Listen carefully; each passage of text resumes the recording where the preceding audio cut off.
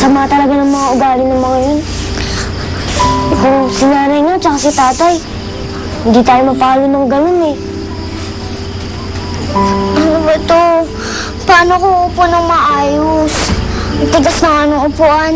Masakit ba yung puwet ko? Tara, tsaka maupo. Eh, Ate Emily, kung umalis na lang kaya tayo dito, saan naman tayo pupunta?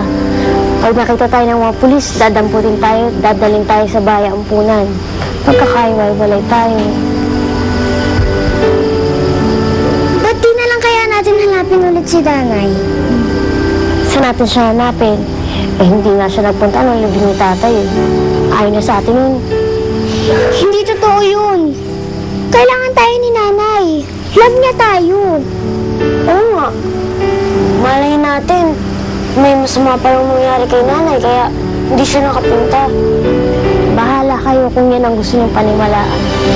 Basta wala tayong choice, hindi dito tumira. Kasi dito, magkakasama tayo at magkakadamay. Isa naman, magkakahiwalay. Tara na, tulog na tayo. Pero magdasal muna tayo.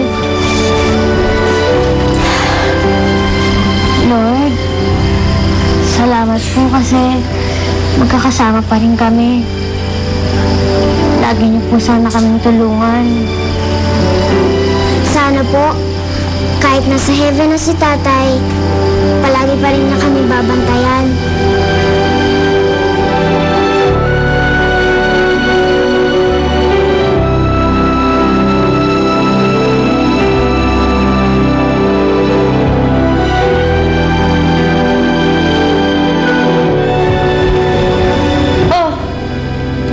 Itsura niyo.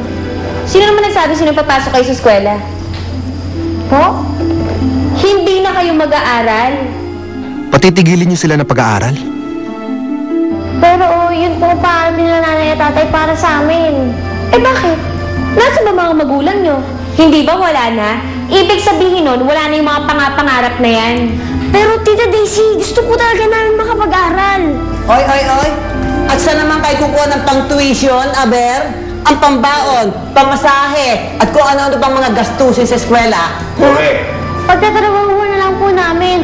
Huwag na lang po kami patigilin sa pag-aaral. Hindi. Hindi na kayo mag-aaral. Mabuti pa, sumama na lang kayo sa amin sa clinic nang mapakanibangan naman kayo. Ipitin niyo yung mga yan. Dali na! Anong gagawin niyo sa mga anak ko? Maglinis kayo dito. Lahat ng mga dumi at alikabok, tanggalin nyo ha. Ayokong may makikitang kahit na anong maliit na alikabok dito. Naiintindihan nyo? Sige na, dali! Kilos na! Ano ba? Wala na siya ka ba? Huwag mo akong bisitin. Doon ka banda. Huwag mo ko sundan. Isip na to. Ayusin mo yung trabaho mo dyan.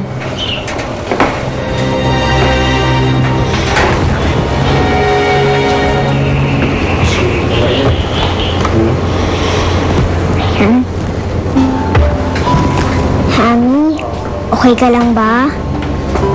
Okay ka lang ba dito? Kumusta ka na? Ayun! Ako, hindi mo ba kakakumustahin? Ba? Hindi na ako makakapag-aral. At sila Ate Emily, Kuya Junix. Paano na ako magiging doktor katulad ni Tatay? Paano kayo maalagaan? Nagkasakit kayo.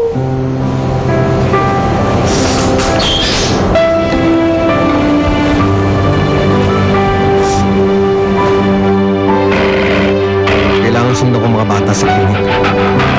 Baka kung ano ginagawa sa kanila ni Daisy doon.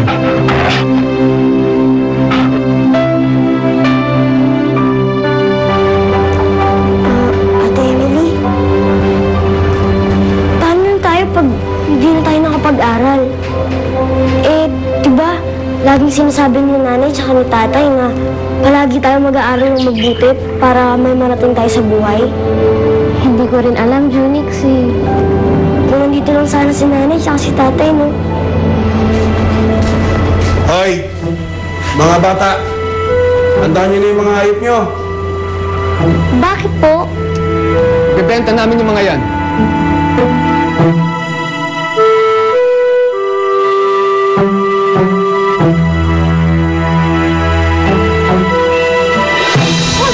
Nakakawa niyo na po. Hindi po ibenta yung mga hayop ni tatay. Pasakay nyo na dito yung mga yan. Diyan na, sir. Please. Huwag niyo po ibenta. Tumabi nga kayo. Ha? Ha? Jonix! Sige na, kunin nyo na yung mga yan, ano? Alam mo gusto mo gawin natin dyan? Titigan natin? Hayaan mo na na maging pera na yung mga yan. Oo. Yan na ba lahat? Opo, sir. Ayun. Meron pa kaming aso dun sa bahay. Pwede nyo na rin bilhin. Daanan nyo na rin doon. Huwag po sa bantay. Huwag po. Aso. Na, marami na ako nun. Ano yun? Yung kunin ko yun. Ito. Ayun, sir. Huwag na. Dito na lang po si Hami. Huwag niyo na kunin. Huwag na dito Baldo. Huwag na. Bruno, hawakan mo. Pati, Huwag na Atoy, dito Baldo. itong kutong lupa na to, baka sir, baka gusto mo bilhin to. Ayoko. Ayoko. Ay, ito. Para doon, oh. Sakto na to. Maraming salamat, sir. Salamat, ha. Thank you. Sige. Susunod ulit,